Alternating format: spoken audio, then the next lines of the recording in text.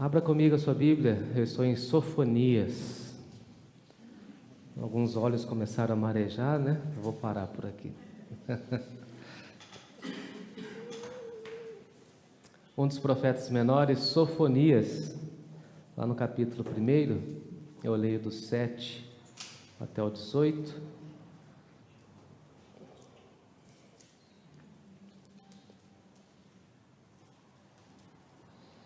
Uma profecia do Senhor. Convido você a acompanhar comigo a leitura do texto. Sofonias 1, de 7 até o final do capítulo 18.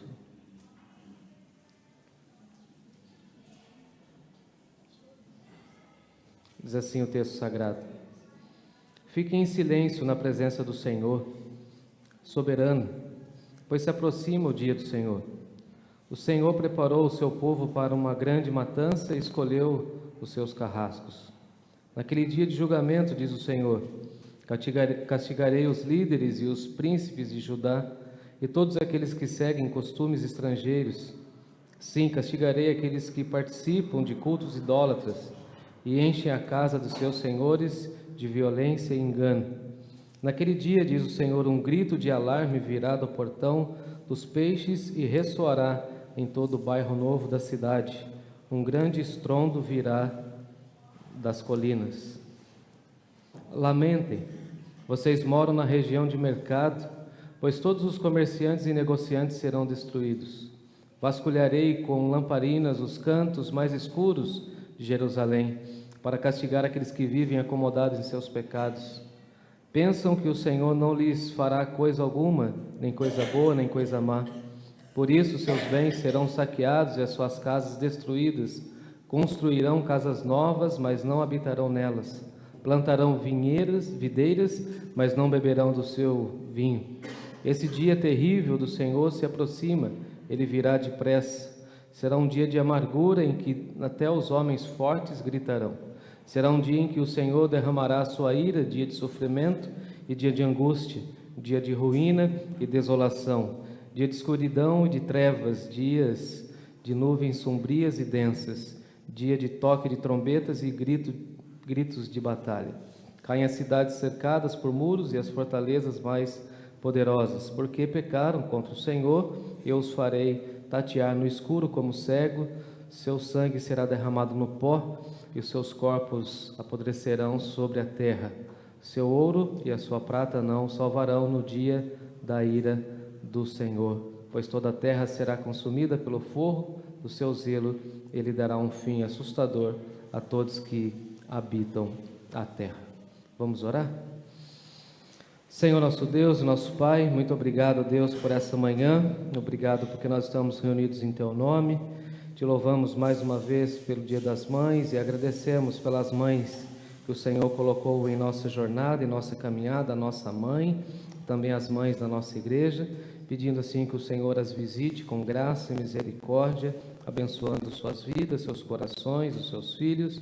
Obrigado, Deus, por essa oportunidade de estarmos na Tua casa, pensando e refletindo nas Tuas coisas, no Teu reino, e permita, Deus, que possamos ser edificados pelo poder da Tua palavra. Fale ao nosso coração, cuide da Tua igreja, cuide de nós, Senhor, e da nossa família. É a nossa oração em nome de Jesus. Amém. Amém. Quero pensar com os irmãos nessa manhã sobre salvação e alegria. A profecia de Sofonias, ela é muito contundente, muito forte a nós, pois ela fala bastante de destruição. Ela fala de um momento muito difícil pelo qual o povo de Deus estava passando por conta da idolatria, e aí nós temos que entender o julgamento de Deus e pensar que Deus promove também a sua justiça a partir do seu povo, ou com o seu povo e a partir do seu povo. Eu fico às vezes pensando nessa perspectiva de que o juízo de Deus começa com o povo de Deus e vai percorrendo toda a humanidade, mas sempre começa com o povo de Deus, ou com a narrativa de que nasce dentro do povo de Deus esse desejo de cumprir a vontade do nosso Deus e Pai. Então fica para nós essa ideia de salvação e também de alegria a partir do texto que nós lemos, e eu quero discorrer com vocês a partir da profecia de Sofonias e entender um pouco esse tema da salvação e da alegria, e a partir dessas duas referências de dois temas, né, salvação e alegria, entender o que Deus estava fazendo no mundo, assim como Ele está fazendo também nos nossos dias e a partir de nós. A grande missão do povo de Deus era divulgar a glória de Deus, espalhar a majestade do Senhor, e aí nós temos essa profecia que vem como um choque para nós, uma realidade de chamamento e de cuidado, para que nós tenhamos cuidado com aquilo que fazemos, com aquilo que realizamos, com aquilo que produzimos como povo de Deus, para não cairmos nos mesmos erros que o povo de Deus naquela época também estava incorrendo. Se você olhar comigo, o texto vai falar para nós de sacerdotes idólatras, e é muito complicado isso. Eu chamo a sua atenção para você olhar comigo o versículo de número 4, quando o texto diz: esmagarei Judá e Jerusalém com meu punho, eliminarei até o último vestígio de culto a Baal. Então Deus pedindo exclusividade ao seu povo e falando: olha, os meus sacerdotes, os meus líderes precisam divulgar a palavra de Deus, e nós não podemos aceitar qualquer outra coisa e nem dividir o nosso culto, a não ser únicos exclusivamente a Deus, e não pode ter nenhuma contaminação do nosso culto. Então fico pensando e atualizando o texto, trazendo para as nossas realidades agora, como nossos líderes precisam ser completamente exclusivos a Deus e buscar essa presença do Senhor em suas vidas, e dessa maneira os nossos sacerdotes, os nossos líderes, aqueles que nos guiam, precisam dessa perspectiva de uma vida de integridade na presença do Senhor. Depois o texto também vai falar do povo que era completamente idólatra. Se você está aí comigo no versículo 4, ele também vai dizer isso, que os sacerdotes tinham essa prática, e depois o povo vai se esquecendo das coisas de Deus.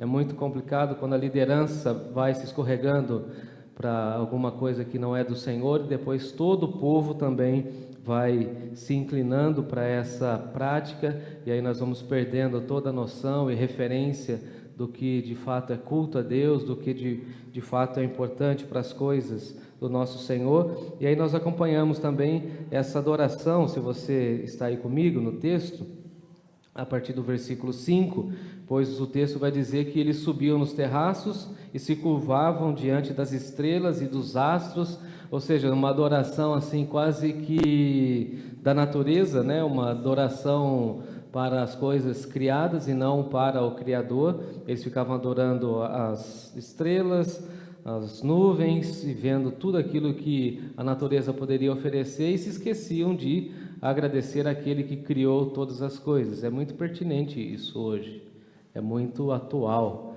adorar as obras da criação ao invés do Criador. Então a gente vê muita gente se curvando diante da beleza da natureza, e falando inclusive da beleza da natureza, e não se curvando diante daquele que criou todas as coisas.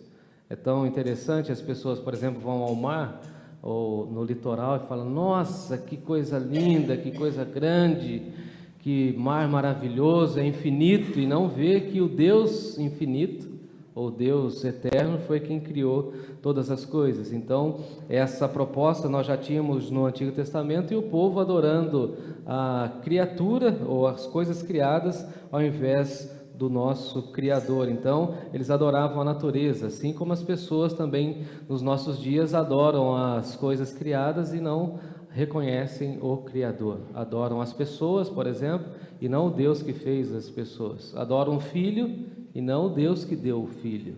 Adoram, por exemplo, o dinheiro e não o Deus que é dono de todas as coisas. Então nós acompanhamos esse princípio de adoração da natureza e das coisas criadas, e nós acompanhamos isso com muita tristeza, porque há uma inversão de valores onde as pessoas vão trocando a adoração ao invés a Deus das coisas que o Senhor assim o fez, né? Dá uma olhadinha comigo também a partir do versículo 5 do texto que lemos. Pois eles sobem aos seus terraços e curvam as estrelas e aos astros, dá uma olhadinha nisso, e juram pelo nome do Senhor, mas também adoram a Moloque. E aí nós acompanhamos esse sincretismo religioso que acontece também em nosso contexto, as pessoas adorando tudo quanto é imagem, tudo quanto é obra das mãos do Senhor, procurando nos jornais, procurando em várias alternativas de comunicação as respostas que só o Senhor pode dar. Só Ele pode oferecer as respostas para a nossa vida, só Ele deve ser adorado, e muitas pessoas buscando em tantos e tantos lugares esses princípios de adoração, de estrelas, de astros, das coisas criadas, e na realidade o nosso Deus e Pai merecendo toda a adoração, e esse sincretismo religioso vai varrendo as nossas vidas, vai entrando de uma maneira meio sorrateira nas nossas casas, e quando a gente menos espera, a idolatria está instalada e nós ficamos assim completamente perdidos em termos de sincretismo religioso. Vamos deixando algumas coisas adentrando, vamos deixando alguns valores, algumas coisas. A gente fala assim, não, é só é pequenininho, é uma situação só. E quando a gente menos espera, a nossa vida, a nossa família, o nosso casamento, os nossos filhos já estão envolvidos em outras coisas que não correspondem à presença de Deus, às coisas de Deus e aquilo que Ele já estabeleceu na sua palavra. Se você acompanhar comigo o versículo 5 também, você vai ver essa apostasia e depois essa prática do ateísmo, envolvendo toda a comunidade do povo de Deus. Eles juram pelo nome do Senhor, mas também adoram a outros deuses, no caso aqui a Moloque. Ficam com o coração dividido e as casas também com a adoração, o princípio da adoração completamente divididas. Muitas crianças, muitos adolescentes, você pergunta, você conversa e eles não sabem bem definir o princípio da adoração, as coisas que de fato são do Senhor, e simplesmente eles vão vivendo dessa maneira. E o texto então vai percorrendo para nós e vai nos mostrando que nós precisamos ficar em silêncio diante de Deus, aguardando a sua salvação. Versículo 7, fique em silêncio na presença do Senhor, o soberano, pois se aproxima o dia do Senhor, e esse dia do Senhor é o dia que Deus virá prestar contas e pedir um relatório da nossa vida, e nós precisamos ter a nossa vida completamente pautada pelas coisas de Deus, pois um dia Ele virá e vai pedir contas. E às vezes a gente vai vivendo como se esse dia não fosse existir, ou como se ele estivesse tão longe, mas tão longe, que a gente pensa assim, nem sei se vai acontecer. Será que vai acontecer? Será que vai acontecer? Será que Deus vai aplicar a justiça? Ele é tão misericordioso. Será mesmo que Ele vai cobrar? Fazendo uma alusão aqui às mães, será mesmo que a mãe vai cobrar? Será mesmo que a mãe vai pegar no pé? A gente esquece disso, né? Falei um dia para o Timóteo, falei assim, sua mãe vai te perguntar sobre isso. Vai nada, ela vai esquecer. Ela vai perguntar, não vai. Até ela vai esquecer. A mãe chegou, ela esqueceu? Quem que foi que fez esse serviço aqui? E eu quietinho, né? Falei, eu estou doente. Estou deitado. Não fui eu. Mas alguém fez um serviço aqui, ó. Aí eu olhei para o Timóteo e falei, tá vendo? Ela esquece ou não esquece? O dia do Senhor virá. E nós precisamos estar preparados para isso. Tem muita gente já falando assim, não vai chegar, o dia do Senhor não se aproxima, e na realidade Ele está preparando o seu povo para esse dia tão especial. O Senhor preparou o seu povo e vai preparando, e conforme a nossa jornada de fé, a gente vai sendo preparado para se encontrar com o Senhor. Vai chegar o dia em que nós teremos que prestar contas, e o profeta está chamando o povo para isso, falando, vai se acertando, vá arrumando a sua jornada, veja os seus caminhos, porque o dia do Senhor se aproxima. E esse dia está chegando. Conforme a gente vai olhando a nossa sociedade, tudo aquilo que nos acompanha e nos rodeia, a gente precisa ter esse entendimento de que o dia do Senhor vai chegar. E a gente vai ter que prestar contas. A gente vai ter que falar: Senhor, estou aqui. Eis aqui as minhas obras, eis aqui os meus dias, eis aqui tudo aquilo que eu fiz com a minha existência, com o meu corpo, com a minha saúde, com os meus pensamentos. Estou aqui, Senhor. Eis-me aqui. E aí o Senhor vai aplicar a sua justiça. O dia do Senhor se aproxima. E para nós que somos do Senhor, isso traz um pouco de paz. Eu creio assim. Quem tem paz? Eu tenho paz. Agora, quem está fora da vontade de Deus tem o quê? Pavor. Quando a gente fala assim, o dia do Senhor se aproxima, quem é crente fala assim: glória a Deus, aleluia, me leva, Senhor, Maranata. É assim? É assim ou não? Vou falar de novo. O dia do Senhor se aproxima e nós, o povo de Deus, que estamos em paz com Deus, falamos o quê? Amém, glória a Deus, pode me levar, estou pronto. Só deixa eu fazer uma oração aqui, Senhor, e já estou indo.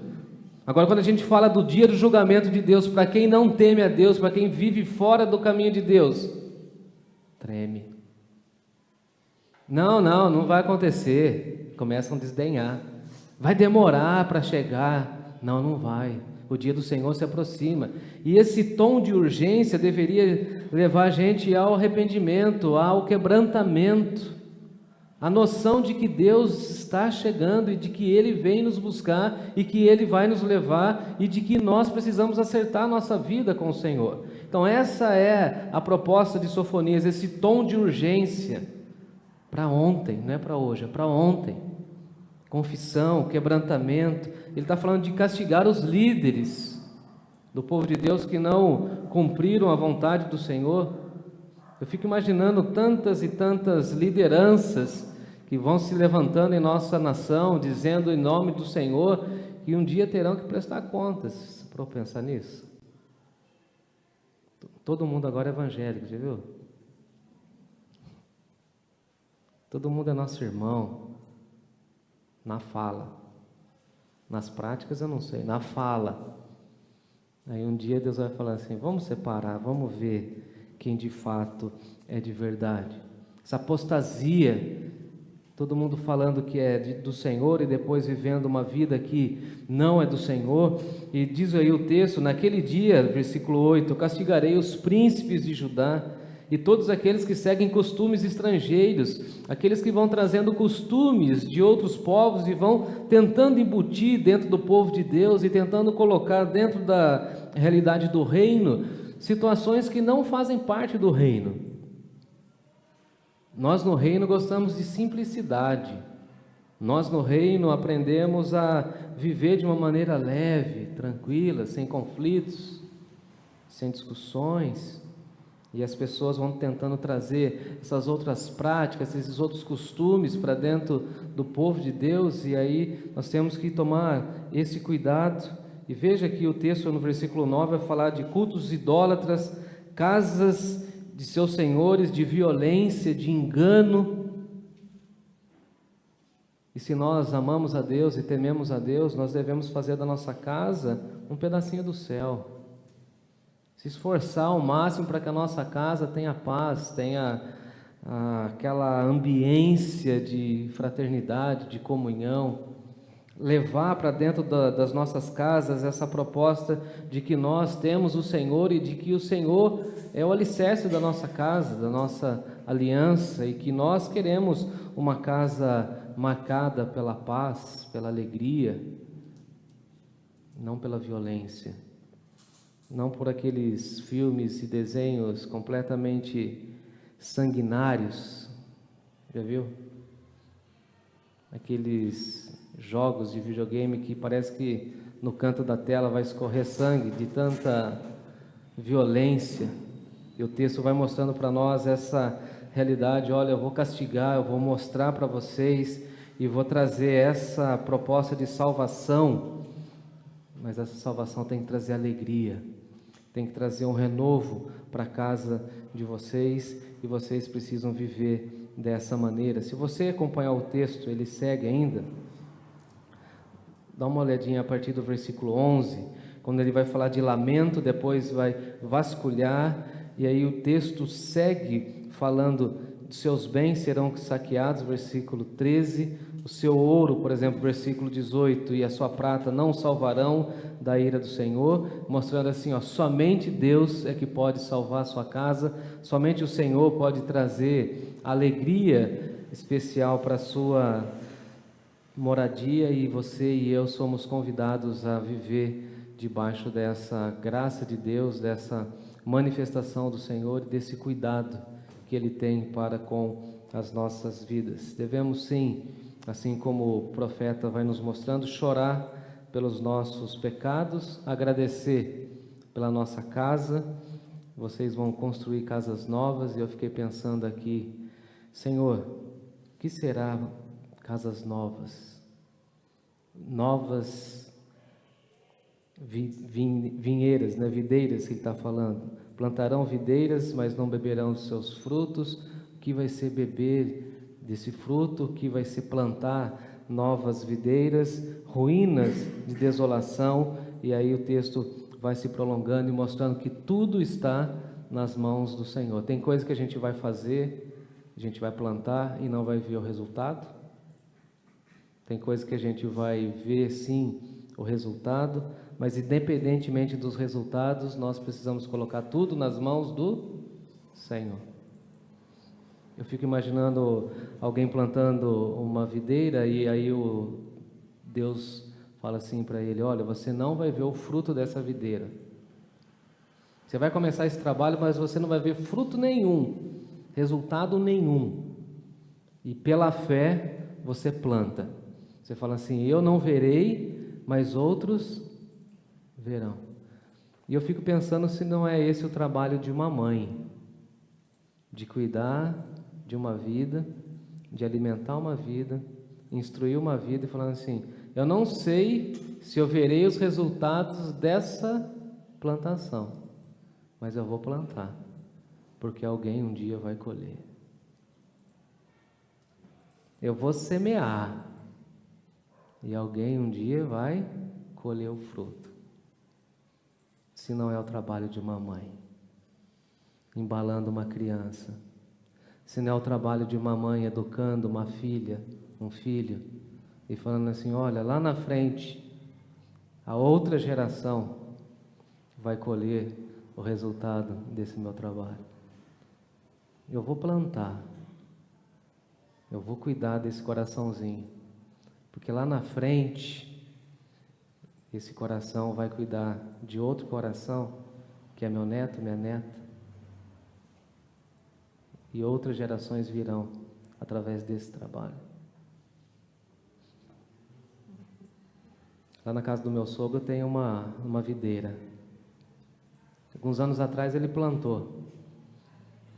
Aí a gente sempre falava: quando será que vai dar fruto? Quando vai dar fruto?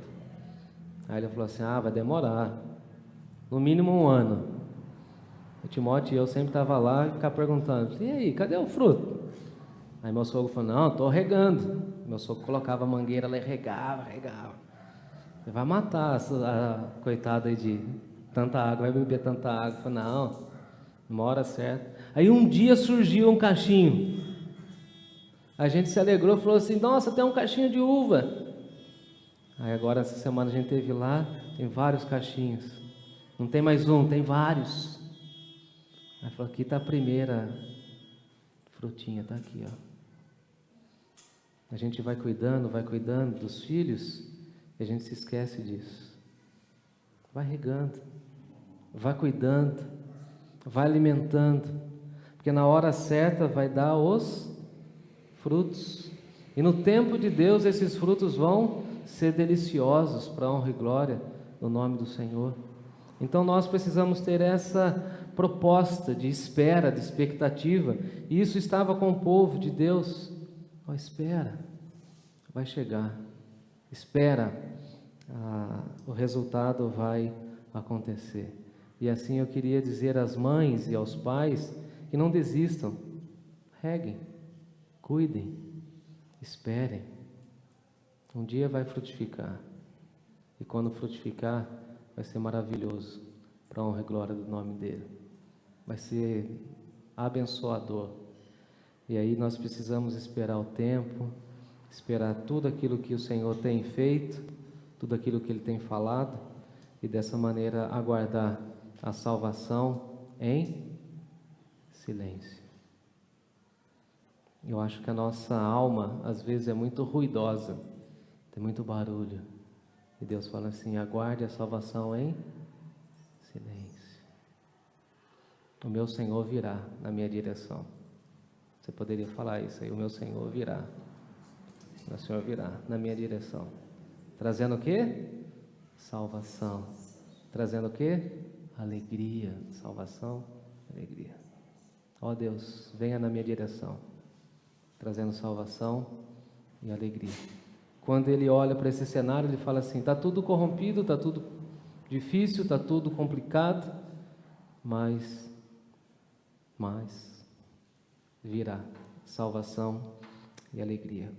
Convido você a fechar os seus olhos e orar comigo, pedindo que o Senhor visite a nossa vida e o nosso coração. Senhor Deus, amado Pai, obrigado, Senhor, por essa manhã, obrigado por esse nosso encontro com o Senhor, com os nossos irmãos. Obrigado, Deus, pelas crianças, e de forma muito especial nós agradecemos pela Tua palavra que fala, Tua palavra que nos orienta, Tua palavra que nos ensina a guardar a salvação do Senhor em silêncio, mas também, ó Deus, nós Te agradecemos pela alegria de ter a certeza de que o Senhor vai cuidar da nossa vida, que o Senhor vai cuidar da nossa existência. E nessa manhã nós colocamos, ó Deus, diante do Senhor as mães, mais uma vez, em gratidão, em louvor, pedindo que o Senhor cuide de cada uma delas, aquilo que vai em seus corações, de preocupação, de angústia. Ó Deus, toque em suas vidas, renove os seus corações. As mamães que hoje estão alegres e felizes, que o Senhor repare isso, ó Deus, no sentido de restaurar e de que elas permaneçam celebrando o Senhor. E aquelas mamães que estão sofrendo, estão preocupadas, que o Senhor traga alívio. Obrigado, Deus, porque nós somos do Senhor e sabemos que o Senhor tem o melhor para a nossa vida. Em nome de Jesus, colocamos tudo diante do Senhor e agradecemos, e Te louvamos, e bendizemos o Teu nome, e assim glorificamos o Teu nome em nome de Jesus. Amém.